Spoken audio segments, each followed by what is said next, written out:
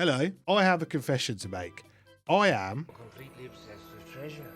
I don't know what's so different from the last time I was playing. Perhaps it's the diving mechanic, lowering time spent sailing to and from objectives, or the fact that PvP is just readily available now through the hourglass. Or it even could be the fact that Rare have empowered one of the funnest things to do in the game with new emotes and disguises, meaning there's much more open-ended plays to be had hiding on people's ships. But ultimately, it's the same game.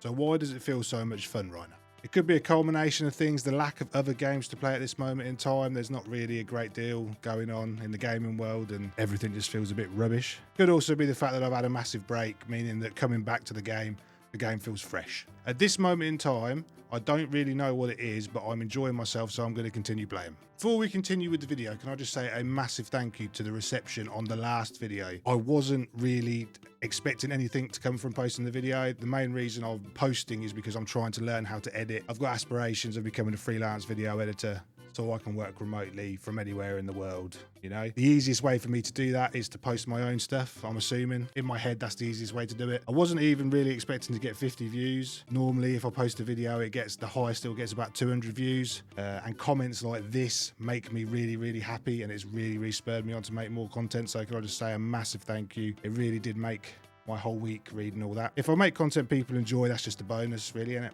While we're here, can I just do the generic YouTube thing and just say links to socials in the description.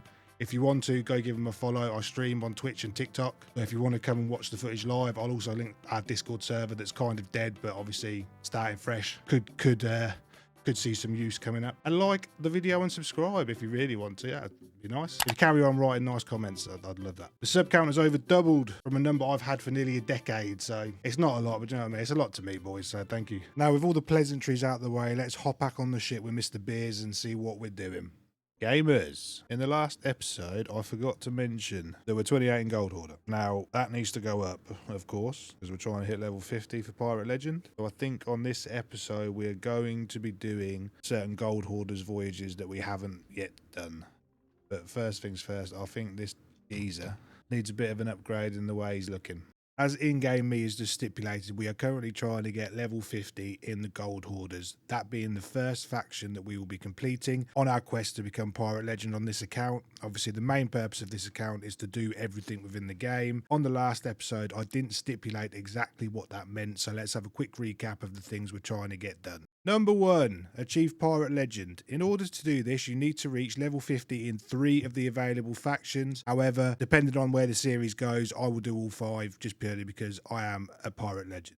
Number 2, when completing voyages, every single available quest on the quest table for the faction you are currently doing has to be completed. That means that for rubbish ones like riddles, there are 4 available riddles. You need to complete all 4 of them at least once. Number 3, Tall Tales. Tall Tales are in-game content that I've never actually done. I didn't see the value in doing them previously. Obviously now, with the series, we're going to have to do them, so you never know, maybe I might enjoy them, yeah? Maybe I might enjoy the storyline. Number 4, World Events. Now, this is not just limited to skeleton forts. Originally, what I'd set out to do was to take a fort on my own and steal a fort. In the last episode, we did both of them things, so that's kind of already knocked off. However, that's not going to stop me from going and taking a fort if we see it, just purely because of the gain you can get either way for content and for gold. Megalodons, Krakens, ghost ships, everything that we can, we have to do. Now, the Shrouded Ghost is going to be an exception because it's like 0.02% chance of spawning.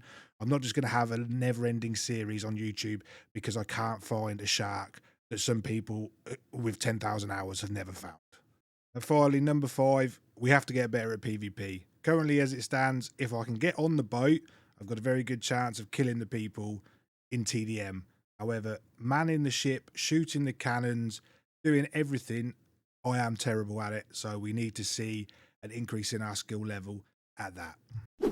Right, let's take some time and talk through the voyages. When setting out to do any of these voyages, you want to be tier 5 in the Gold Hoarder Emissary. Now, the fastest way to do that from just watching YouTube shorts and YouTube videos on how to do it, because, you know, that's what YouTube's for, If you dive to the Phantom Forts 3 separate occasions, you don't need to sell the loot, just dive to and from them, complete them 3 times, get the loot on your boat. You will be tier 5 and gold hoarders, and you can do this very, very quickly. And then from there, it's just deciding which voyage you would like to do. Obviously, some are better than others, some are faster, yielding less reward, others take longer, but you get more gold and there's more risk. For the challenge, like I said, we have to do every single one. So there are no unchecked voyages left when we hit level 50 and ultimately complete the challenge. Now, buried treasure. It does what it says on the tin. There's not a lot to it. You get a map, you go to the X on the map, dig up the treasure chest. That's it. Whilst doing it though, I will say I found that the tier 1 Ashen buried treasure gave me the most joy purely because it's in the raw. No one's ever in the raw, so you can do it without much risk. Every single chest is on one of the smaller islands that do not have their own dedicated volcano, so you can sail to and from, get the chest very, very quickly and move on to the next one. I did it solo. I ended up with about 20 chests in an hour, so not the biggest of return. However, if there is 2 of you, double the time spent, it could be a nice little quick earner if you're just looking to sail around. Riddles. Let me be 100% open, honest and transparent about riddles. Yeah, riddles suck. They're either far too easy to complete, you land on the island and then they say go here and that's it, it's done and dusted, or they're far too difficult on the bigger islands and you just end up googling the answer anyway. Whilst I was completing the challenge, the immense dread I felt at the fact that I even had to do 4 separate riddles, just remove them from the game or just keep them as the mixture, the medley. Treasure vaults. A very cool concept, I thought, whilst I was playing through it. You're given a compass, and on that compass it points in a certain direction on the world. You will then follow the compass to the island, follow the compass to the dig spot. Once you arrive to the dig spot, the compass will start spinning uncontrollably, and then you will dig up a fragment of a map. The shorter quests, there are 3 map fragments that you can then use to find the location of the vault key. The longer ones have 6. However, you can get lucky and on the first dig, get the cross and work out what island it is and then go dig up the vault key. Once you have the vault key, it will correspond to an island where the vault is. So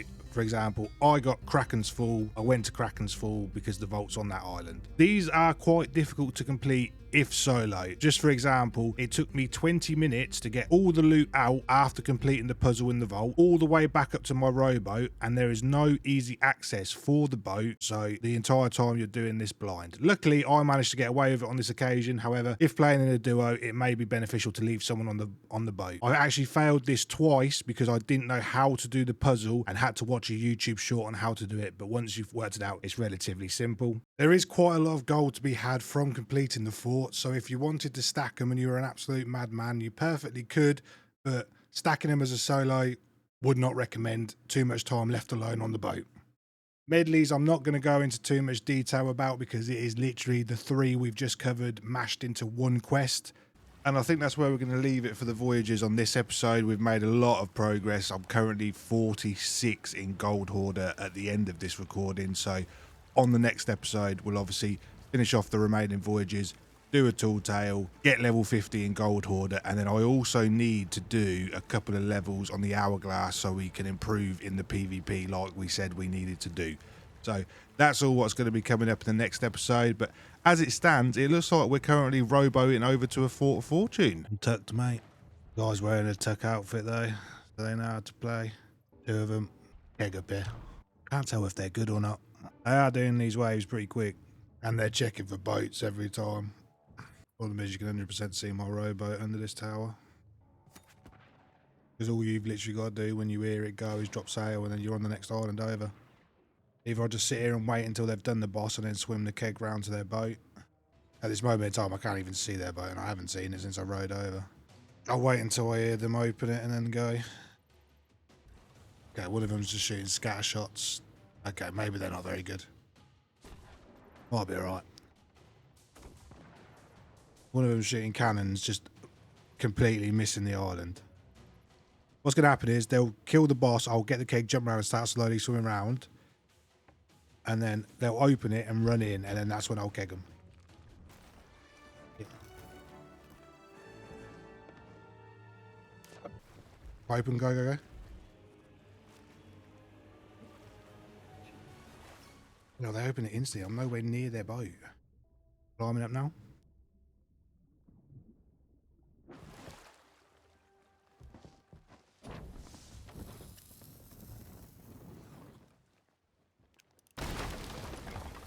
Right, it's been kegged. They're running back now. Got to stop him from getting on.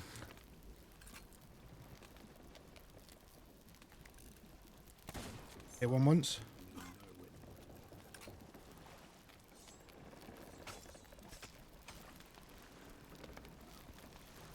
Slowly but surely.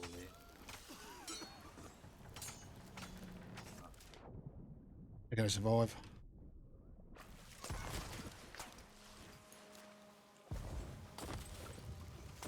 They're bucking. You got this. Trouble here, mate. They both got up.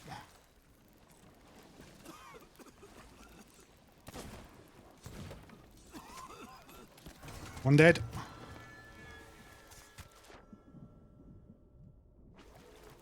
He's rezzing him. No. In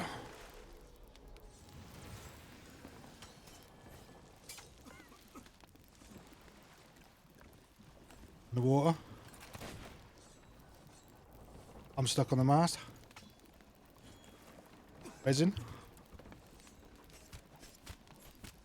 Die. I'm alive still. How far away are you, mate? I'm coming up to the island, but I can't see their boat. They're just bucketing, mate. No resin happening. Got a mega keg?